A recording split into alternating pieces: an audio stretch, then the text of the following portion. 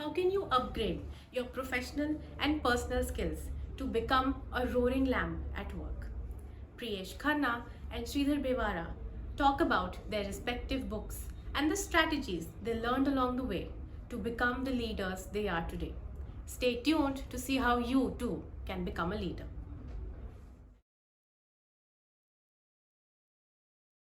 Hello, good afternoon, and what a great day. Today being the World Book Day, and it is a great opportunity to have a chat with one of the most happening author from London, Priyesh Khanna, with his book Upgrade.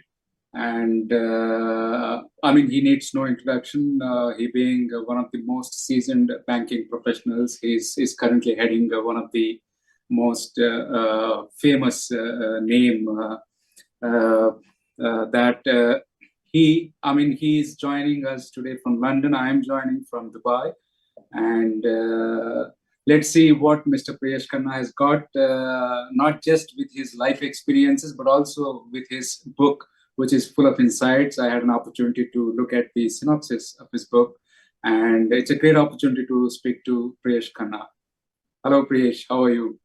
Thank you, Sreedhar, and it's absolutely lovely to see you again, and a very happy World Book Day to everybody. It's such an exciting day, and I hope everybody goes out and buys themselves a new book or downloads a new book and get some real inspiration from it. I have to say, it's a tremendous pleasure here to be here with you, Sreedhar. I have to say, I'm sure most people know about your amazing story, but to be with somebody who's truly gone from that slumdog style all the way up to the highest echelons, and your amazing book, Roaring Lambs, The Leader in You, and that captures that essence of taking signals and insights and being able to move yourself forward. And I love the idea, that you've done, of having it as a fable, because it really brings that story to life. I have to say to everybody, I'm sure everyone knows this, that Sridhar has been sort of somebody who has risen the ranks and has been recognized even by our India's Prime Minister Modi and other notaries on his achievements and what he's also trying to do today to help the young people and youth, and that is very commendable. So, it's an absolute pleasure. I have to share a secret with everybody that Sridhar and me did have a little chat before this meeting, and it's just amazing. I had so much fun talking to him then, and so we're very much looking forward to sort of continuing that conversation and sharing with you some of the thoughts that we had. She was very kind about myself. I'm very honored to be asked by HarperCollins, who were kind enough to publish my book Upgrade, which I have here, and I do hope people will take a chance and do me the honor of reading if they enjoy and they want to improve their sort of leadership skills and their development skills. It's so interesting that the topic that we've been asked to discuss, which is the role of self-help books in creating leaders. Well, I think this is one of the things that the way we should start, Sridhar, because from my perspective, the only thing I can say is that there's no greater evidence than something that you use yourself. So if I look at my entire career, it's been built on a few foundations, and one foundation is clearly learning from others. One of the things that I like to talk to people about, and it's certainly for young people as well, when they join an organization, is to say, look, where is the formula for success in your organization? How do you find that formula for success? And I my genuine feeling, open your eyes and look at the leaders in your organization all around you. They are blueprints of that success. But can you imagine if somebody were to give you a book beforehand and say, this will be, this will help you succeed in your organization? Would you read it? Yes or no?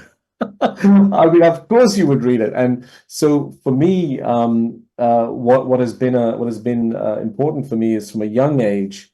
I was very fortunate to be with people who, even though they may have been doctors or businessmen or whatever, they were very passionate about reading books about how other people had succeeded, and you can call them self-help books, you call them autobiographies, in whatever guise you want to call them. So I sort of got the bug too, what I found was that whatever I read in these books, I would always take away at least one or two things that would make a difference to me. And in reality, the book upgrade that I've written, this book is really a culmination of a numbers of those learnings that have worked for me and I've seen work in other organizations. So in reality, do self-help books create leaders? Well, if I'm a leader, and I think I've done some leadership work, certainly I can say from my perspective, and I'll be very happy to share some of those examples, of what you want to call these self-help books or gems that have made a big difference to me. A lot of them I've crammed into this book. But so for me, the answer to that question as to what the role is, I think the role is a pivotal role, and quite frankly, why would you not take hundreds and hundreds of years worth of experience? You can't do that on your own anyway. So for me, that's a no-brainer. So I guess that's where I was sort of my perspective to start off on this topic, and I'd love to get your views, Sreedhar, on this. On what do you think? I think, it is just easy to say yes to everything that you said. I've seen your career. You are rising from a junior consultant to you have held a lot of positions, whether it is COO or managing director of some big names in the banking industry. And I'm sure you have surely applied those practices, those schemes, those blueprints from different personalities, business stories across the world. I think today, being the world, the world being so very competitive, and the world is moving at a greater speed and pace with a lot of technological interventions. I think today it makes sense that we take help of what is happening around the world, and the self-help, not necessarily from the non-fiction of only the self-help, but also the stories of those entrepreneurs who had done an extremely great job in leading, in creating, and in offering a lot of job opportunities to the world's youth. So the role of self-help without We have a slight confrontation. pause on my. Hello, yeah, are Are you there? you back? Yeah. I'm back. We had a slight break. We're back. We're back. It's okay. That's the beauty of doing stuff live. Okay, on we go. So without a second doubt, without any debate on whether or not the self-help is going to have a greater role, an influencing role in shaping up leaders, I think the answer is a big yes. Because why do you not, or why won't you build from the 80% of the information that is already available? You don't need to invent the chain or the wheel, where you can actually start building upon from that 80%, which normally great people like Ray Dalio keep saying, you have to start the graph from 80, not from the zero. And the worldview is available beyond our human comprehension, whether it is library, whether it is a bookstore, whether it is an article, a blog on the internet. I think it is immensely beneficial for people to take the benefit of having that self-help, the content that is around us. And you be the leader, you become the leader, what you actually can become. I think it only makes sense, Priyesh. I completely agree with you. I think just sort of, I mean, look, I'm sure many people listening are probably also agreeing with us on this. But if we want to balance this off a little bit, maybe, is there a health warning that people should also take from reading, what are great self-help books or great autobiographies or whatever? I have something in mind, but I wanted to get your thought process on this. Is there any health warning that you might give when you say, when you pick up a self-help book, be careful? Yeah, I think one simple thing is that you should know who is writing this book. Mm. And why am I saying this is, because there are experts of different level. One is just sitting in a chair, being an armchair expert. He is writing books, or he is addressing people.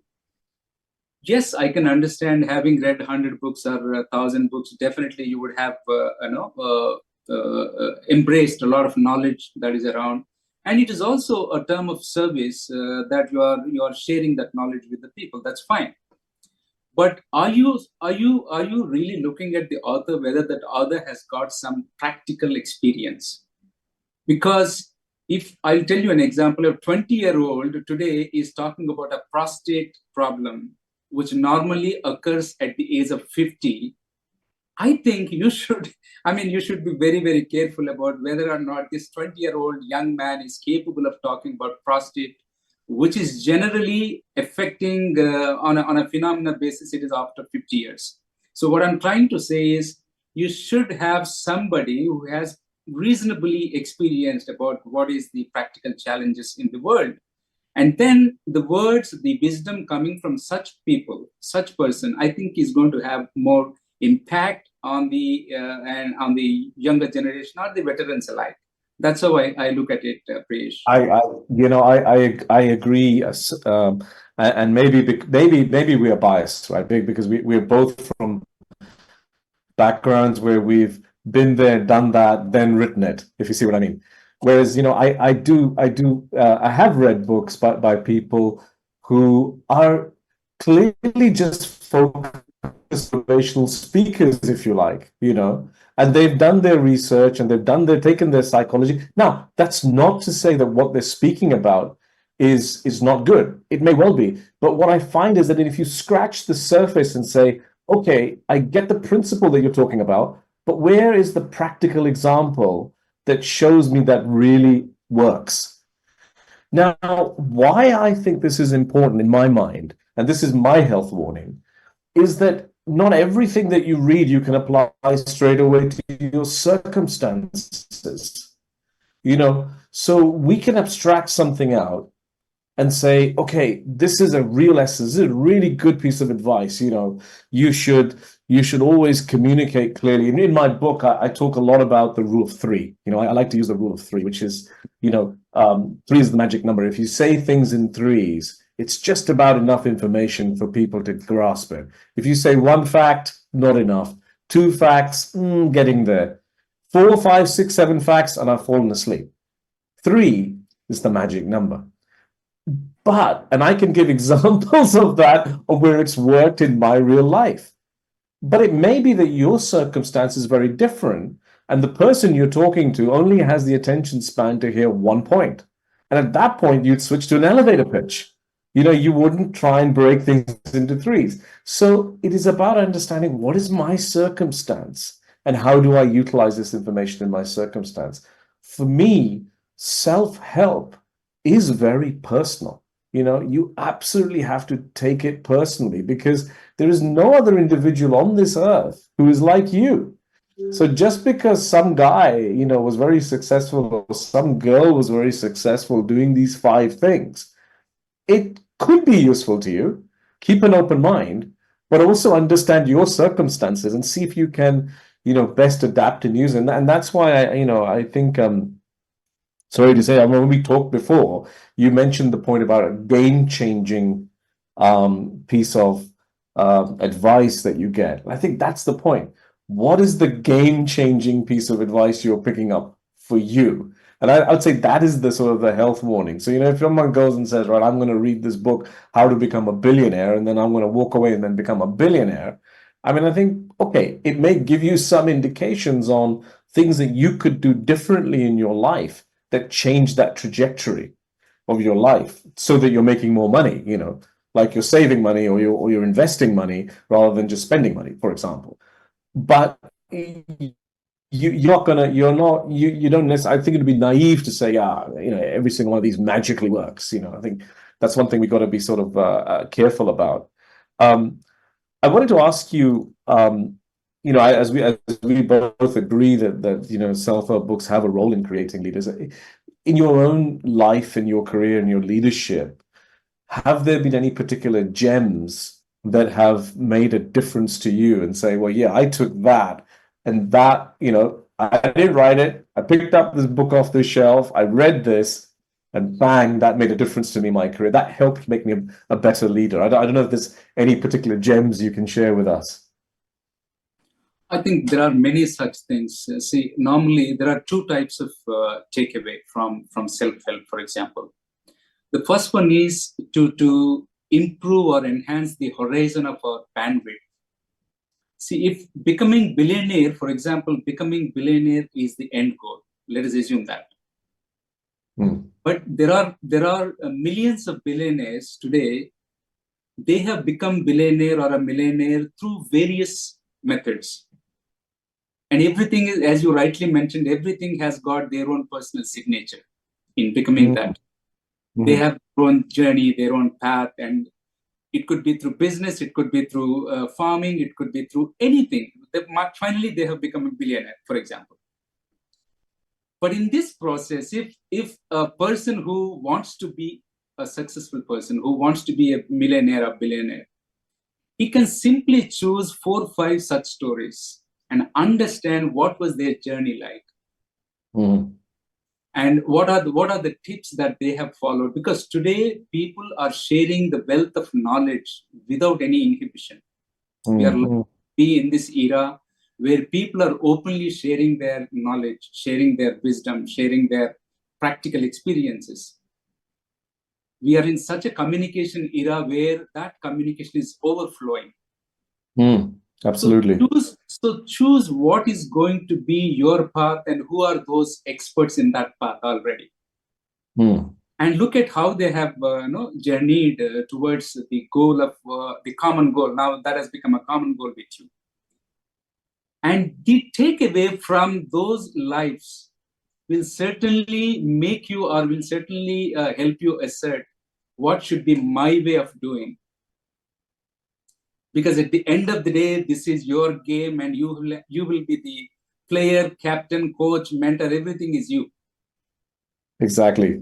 So in the end, you have to find those mentors who are already available. You don't need to speak to them. I don't need to speak to Bill Gates. I don't need to speak to Elon Musk, but I can read, I can actually comprehend what have they done so far. How did they do it before? That itself is enough for me to lay my own road or my own avenue towards where I want to go. So in that sense, I have read a couple of books. For example, my first book was a self-help book, which is indeed the autobiography of Mahatma Gandhi. And that book taught me one very, very important thing, Priyesh, is that you can make a lot of mistakes and it is okay to make mistakes. This is the fundamental lessons that I got from that book.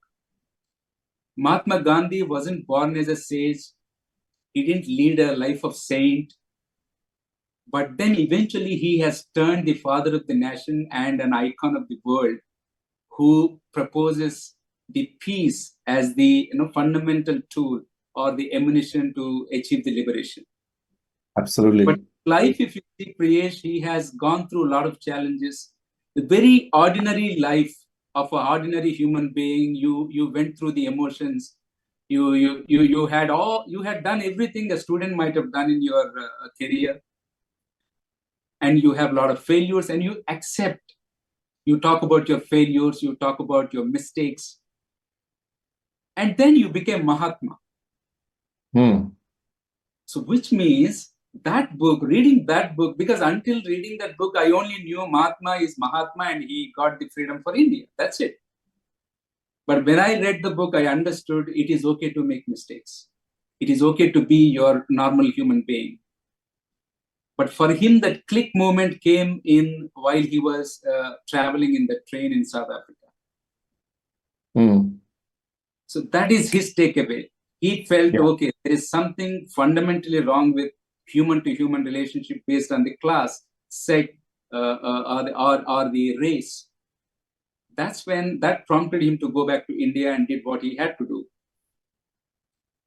So everyone, either they're taking a cue from a book, cue from a practical experience, or cue from somebody else's experience. And today we are lucky to have these self-help books.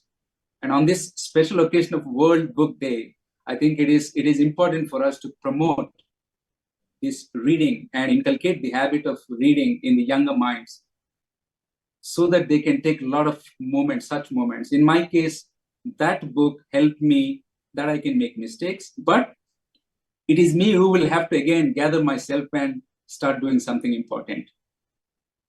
Because in the end, I have to leave. In the end, I have to leave a signature of Sreedhar Bevara. This should be my thought process.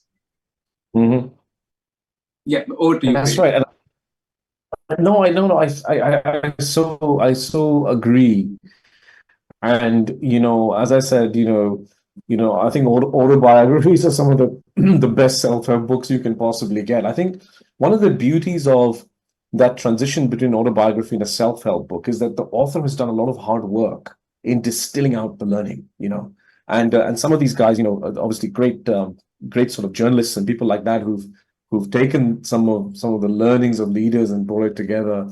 I mean, one of the books that certainly had a huge influence on my life was was Stephen Covey's 7 Habits of Highly Effective People. I mean, amazing book. But you know what? The reality is that every one of these 7 habits are brilliant. But the one habit which has been a game changer for me in my entire career, and you can have an Instagram moment with just saying this thing, which is, his habit is begin with the end in mind.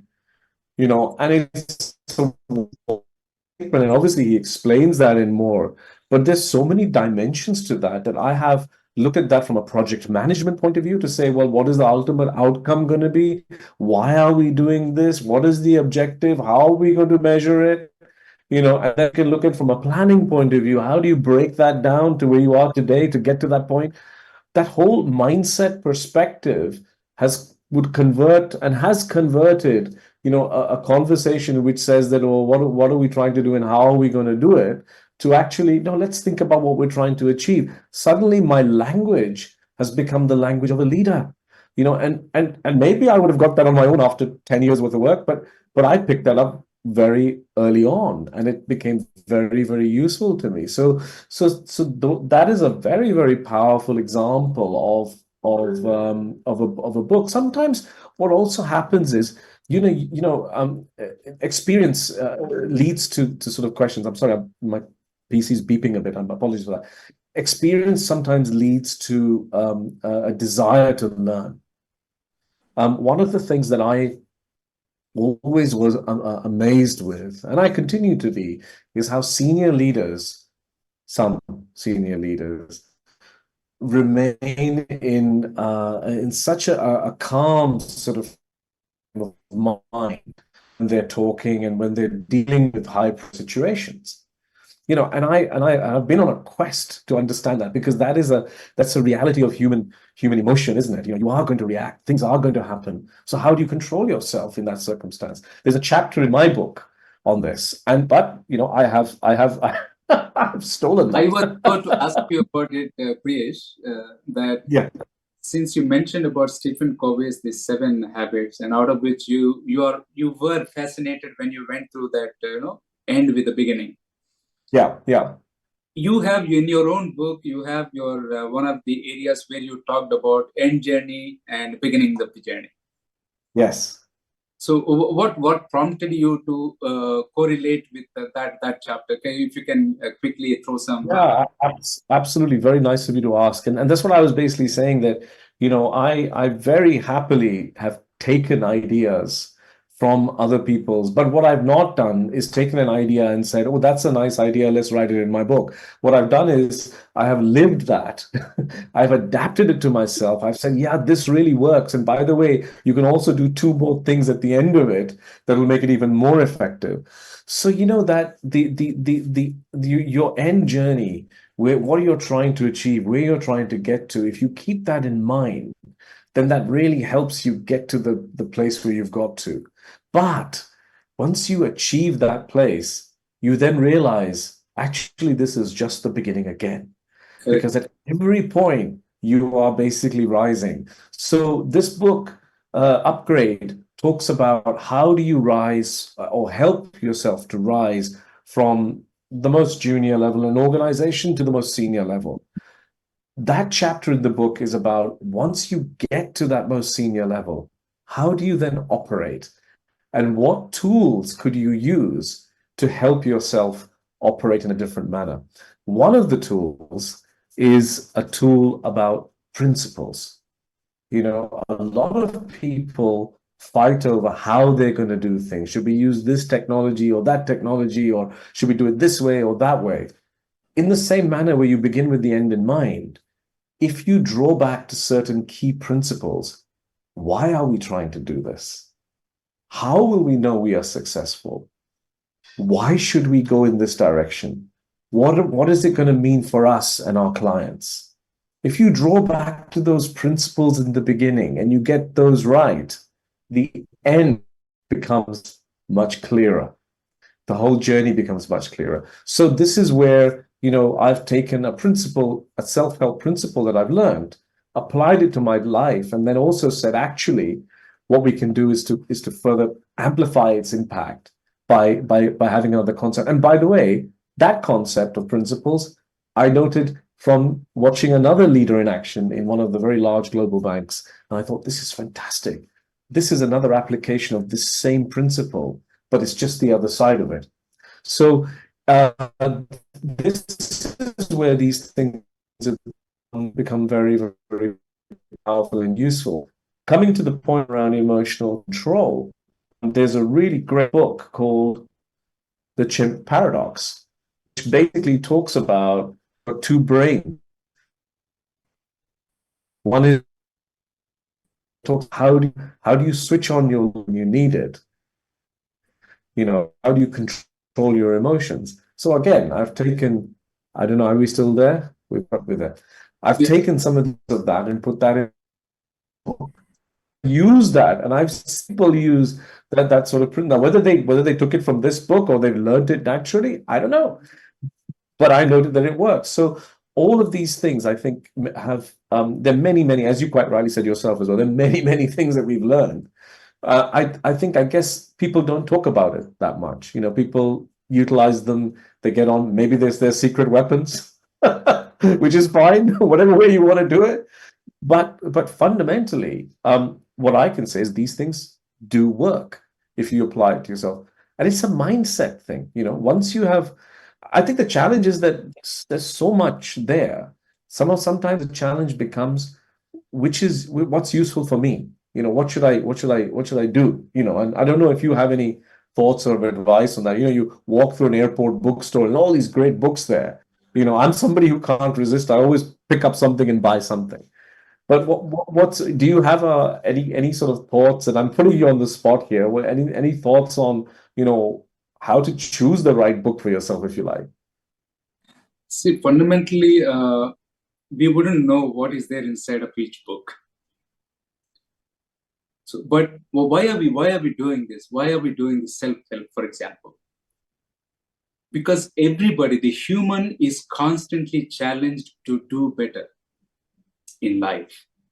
Fundamentally, to begin with, the self, everyone wants to excel, everyone wants to be recognized. I mean, there are very few people who doesn't want all this, but I think 99% people wanted to do things greater in a greater sense and fashion, and they wanted to move ahead in the life, because self-help is for those who wanted to excel in the life, in whichever direction they take. Absolutely. But what happens, because we also have to look at what is a byproduct of doing all this. Is it just improving the capability of the leader? And what happens in that case? Because when you are improving yourself, you are unknowingly fostering a culture where you always value the learning part.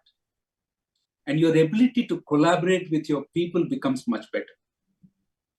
Because a leader innately is always leading something, and mostly that something consists of the people. And when you know how to collaborate with the people, because that is the genesis of anybody who's becoming successful, the organization becoming successful. What is the genesis behind something is becoming successful? Is that the ability to collaborate with the forces, and those forces mostly they are people. Now what happens when a person has got that learning curve, and when a person has taken that world's view, now the ability to think clear becomes much more clear and crisper. That means your vision is much more clear, just like the way you said, end with the beginning or beginning with the end. See, there is a dichotomy in this.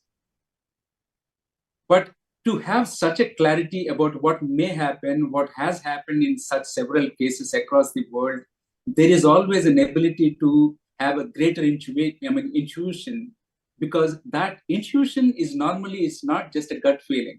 Even the gut feeling has to have certain backup.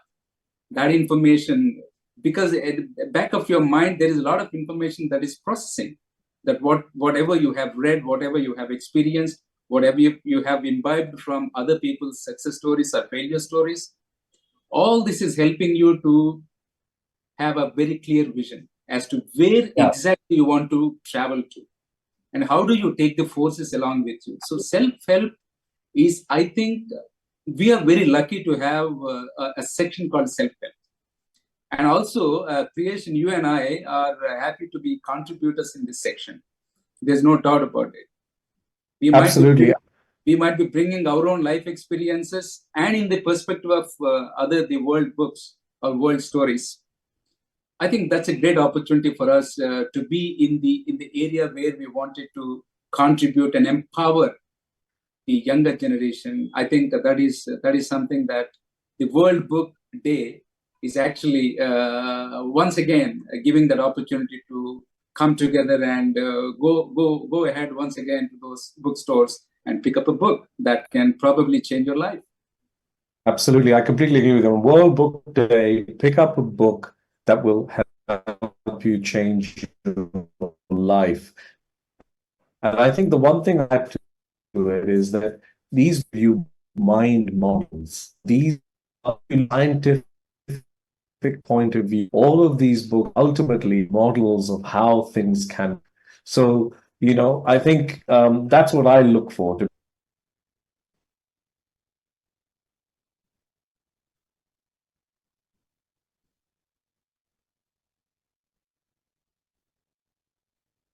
Priyesh, are you there? World Book Day is a fantastic day. It's a day to explore these different books, explore these different mind models so that you can improve and maybe find something game-changing for yourself. I'm certainly going to. Well, look, I think one has to find what works for them. This self-help, you and I saying something, I think it is only a direction for them to just maybe try and see, but everybody has to find their own signals. They have to find the signals, whatever that works for them. And I on this occasion, I sincerely wish the book Upgrade is going to really upgrade and empower those who wish to do great in life.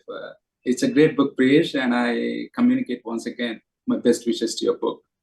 Well, I really appreciate it. What I would say is that, Roaring Lambs is roaring already, so it doesn't need anything there. But I would definitely say that, I completely support the fact that on World Book Day, guys, pick up fiction, pick up nonfiction, but pick up something that will make a change for yourself, for your families, for your companies, and the world, and that's where the game changers come from. So certainly, I loved speaking with you on this, Sreedhar. It was absolutely fantastic. Thank you so much for being here with me. Thank you to HarperCollins for organizing this, and I look forward to reading more of your stuff. That's what I'm looking for.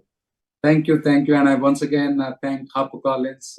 They always bring great ideas together, and even today, on the occasion of World Book Day, they're contributing so much that can spread the joy of reading.